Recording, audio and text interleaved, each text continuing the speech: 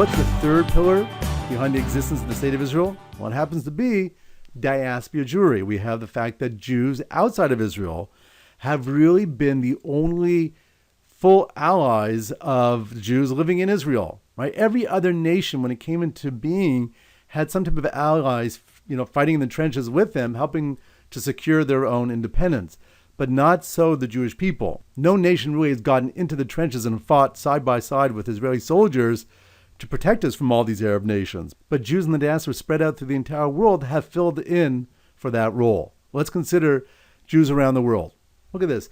You have two cities that have over 2 million Jews. You have Tel Aviv and the surrounding areas, and then you have New York City. And you have three cities that have over 500,000 Jews each, Jerusalem, Los Angeles, and Haifa.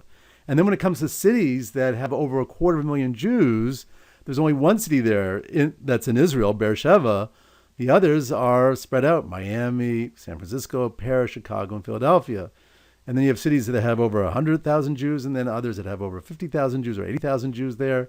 So Jews around the world have always been Israel's best economic allies, tremendous allies when it comes to the economic hardships and needs of the state of Israel, and clearly spiritual allies sharing a common purpose.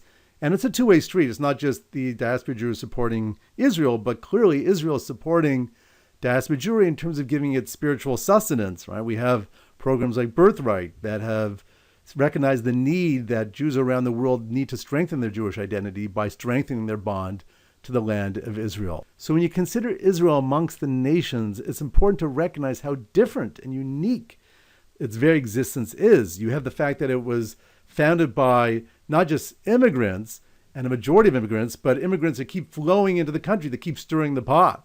And then you have Arab hostility, which has been a continuous existential threat. So we're never thriving just based on our own motivations and drives and desires. We have to always deal with the fact that we have people on the borders that just want to, or in our borders that want to wipe us out and kill us, and that are attacking us constantly. And then we have the fact that we have Jews around the world who are our allies, and it's that relationship between Jews outside of Israel and in Israel that have created and given the dynamic, the personality to what Israel is all about till today. So in short, the existence of Israel is a total miracle, right? It just shouldn't be. Consider these three factors. This is not normal nation building. And yet these are elements that have gone into our creation. It goes into the dynamic of what Israel is all about today. And it's something we have to be grateful for the Almighty that He reconstituted us after 2,000 years of miraculously surviving a very long exile. We get to continue to exist miraculously in our land, in our borders, and we should just live up to the opportunity and the privilege of being back in our own land. So let's do a little review.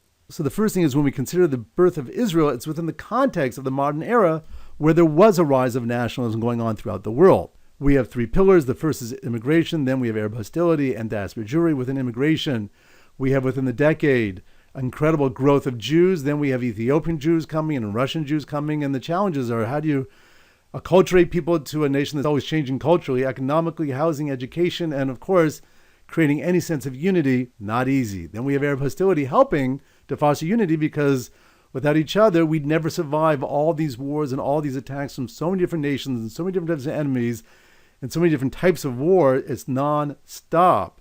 But there's no better time, in a way, to be in Israel than during a war, because there's a transcendent sense of togetherness that exists during these unfortunate times. And then we have Diaspora Jewry, the fact that Jews around the world have been Israel's best spiritual, economic, political allies.